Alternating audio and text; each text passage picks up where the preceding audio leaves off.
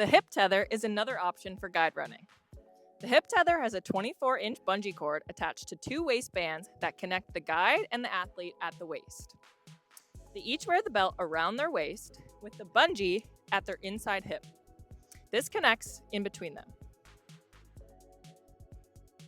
This allows for individual arm movement and flexibility for where they are in relation to one another. They do not have to be in sync while running. Feeling the tension increase and decrease in the bungee provides that kinesthetic feedback for the athlete. This, paired with verbal cues from the guide, allows for optimal performance. To the right. Good. Perfect. We also have hip tethers available to borrow at no cost in our lending library. However, if you want to have one of these at home, they're possible to make yourself. Using this 24-inch bungee cord and two generic waist belts purchased online, adding a carabiner to connect the bungee to the waist belt, you can have your own hip tether at home.